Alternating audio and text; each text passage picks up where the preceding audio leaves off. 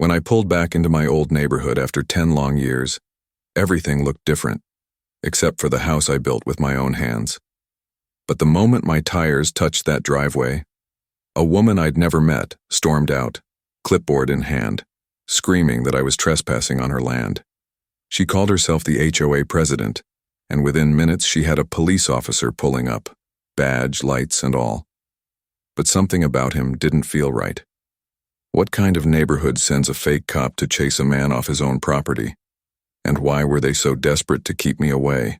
When I left my hometown a decade ago, I promised myself I'd come back one day. Not just to visit, but to rebuild the life I once had. The land had been in my family for generations, a small piece of property tucked inside a quiet suburban community that, back then, was nothing more than a handful of friendly neighbors and dusty roads. When I finally returned, everything looked pristine. Too pristine.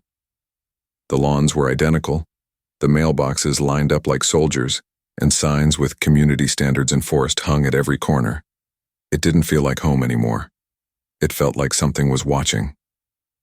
I unpacked slowly, breathing in the old scent of wood and dust, trying to reconnect with the memories that once made this place special. A few older residents still recognized me, waving politely from a distance.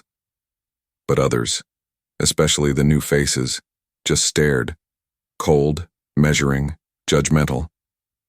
That's when I first saw her, the woman with the clipboard and sunglasses who seemed to appear at every corner, jotting notes, snapping photos, whispering to others. She didn't smile. She didn't introduce herself. Later, I'd learn her name, and the power she held in this perfectly painted neighborhood. But back then, I didn't realize that one simple act, reclaiming my family's land, would be enough to shatter her control and expose how far an HOA president would go to protect her little kingdom. At first, it started with small things. Letters slipped under my door, each stamped with the HOA's golden seal. Notice of violation. The first one claimed my fence was 2 inches higher than community standards. The next, that my mailbox didn't meet aesthetic uniformity. Then came the warnings about my front yard. Grass not within acceptable color range. It was absurd. I hadn't even finished unpacking, and already they were fining me for existing. Every day brought something new.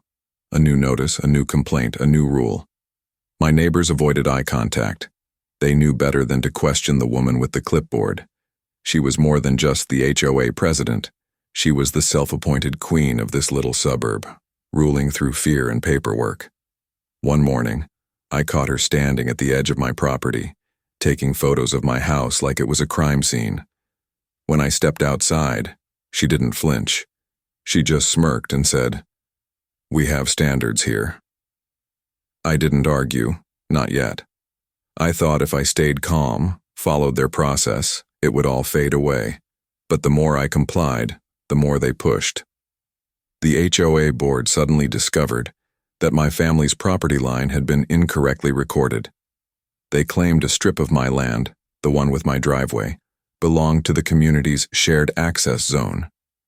That's when I realized it wasn't about rules. It was about control. The harassment escalated. Anonymous complaints flooded my mailbox. Someone slashed my tires one night. The next day, my garbage bins vanished. Improperly placed, the notice said. My security cameras caught glimpses of shadows moving near my porch at night, but the faces were always hidden. Every attempt to reason with the HOA was met with silence or smirks. When I requested the meeting minutes and records, legally, my right as a homeowner, they refused. Private HOA business, they said. I started documenting everything, every letter, every fine, every strange noise at night. I installed better cameras, floodlights, and locks. I wasn't about to let them bully me off the land my grandfather had built with his own hands. But then came the final blow. A letter arrived marked, "Urgent notice of foreclosure risk." According to the HOA, my unpaid fines, most of which were fabricated, now totaled nearly $20,000. If I didn't pay, they'd move to seize my property through a legal loophole buried deep in the HOA bylaws. That's when I snapped. I went straight to the next HOA meeting, held ironically in a member's lavish backyard, and demanded answers. But the moment I stepped through the gate, the whispers stopped. The president looked at me like I was an intruder in her kingdom.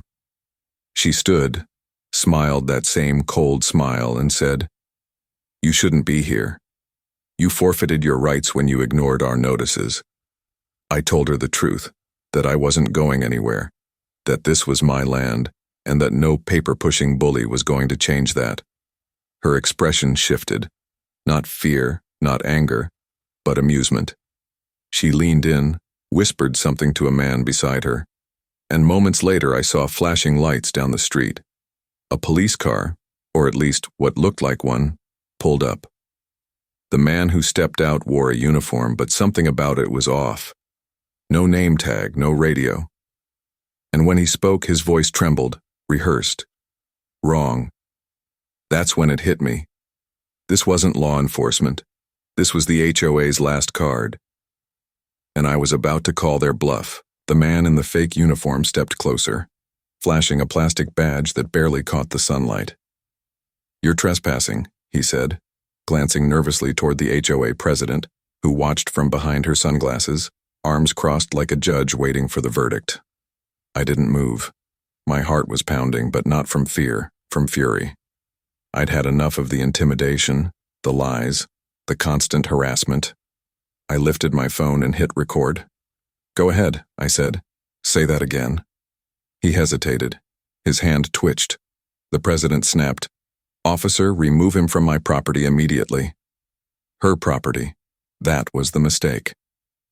I turned the camera toward her and said, loud enough for everyone nearby to hear, "This is my land, my deed, my title.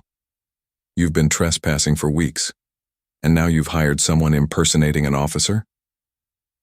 Neighbors began peeking out from porches, drawn by the shouting. The man in the fake uniform froze. One of them shouted, "That's not a real cop." Another pulled out their phone, recording too. The illusion crumbled in seconds. The officer ripped off his badge and ran to his car.